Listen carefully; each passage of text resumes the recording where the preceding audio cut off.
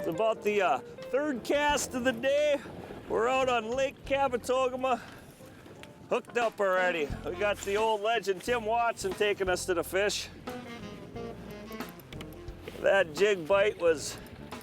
Good walleye. Yep, that's exactly why he come up. Boy, he popped that.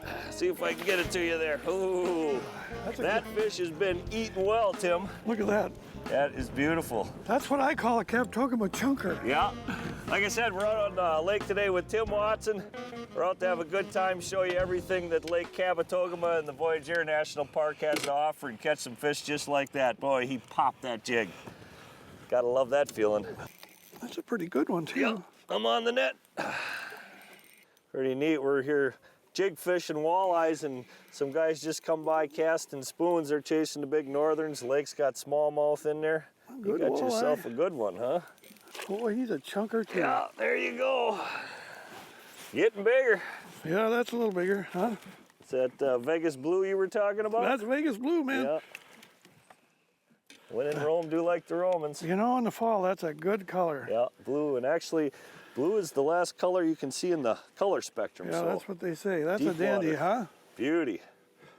Jig fishing's one of the tactics you use here. A lot of times what you see these guys do up here is where I learned it. You thread that minnow on like that. You get them set up just like that. That's how they like to fish them up here on Lake Kabetogama. This is a decent, not a real big one, but a decent something. Sauger.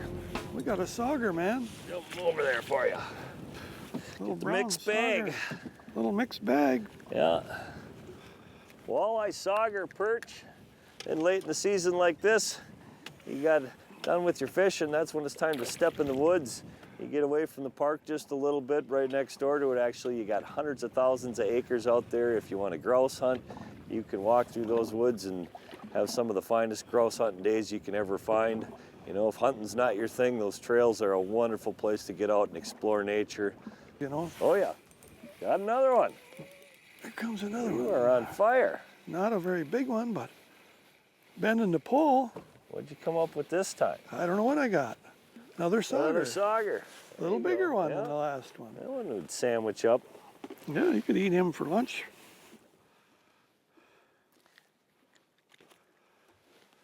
Another sauger. It's a good sign by for the future of the lake. Yeah, when you see the brown color and the blotches, that's a Yep. sauger. Yep.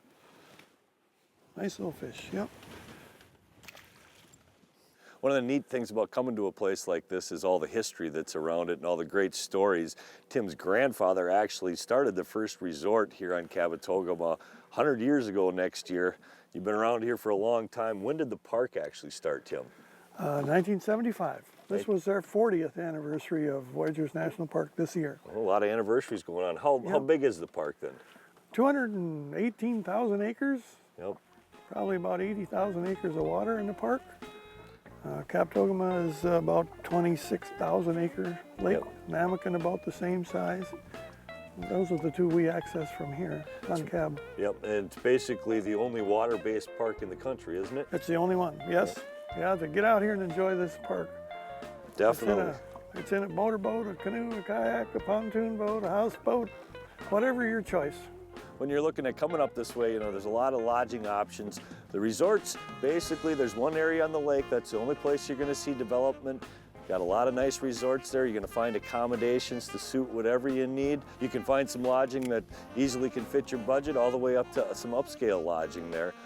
There's a lot of nice campgrounds. The Wooden Frog State Park is right there. And then out here on the lake, there's actually campsites on the island. So if you wanna get away from it all, you can have your own island for a few days. Great place to rediscover your family and to discover nature.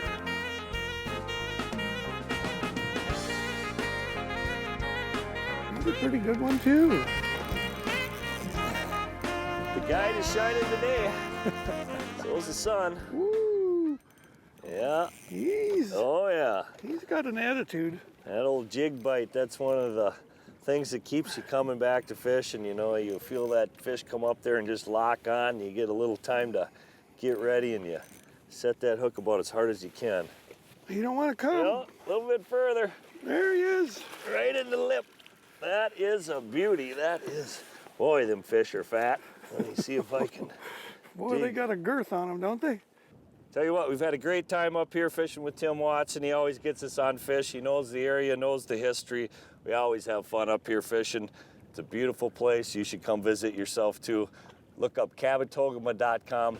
For Tim Watson, I'm Greg Jones. Midwest Outdoors will be right back. Let's let this baby go, huh?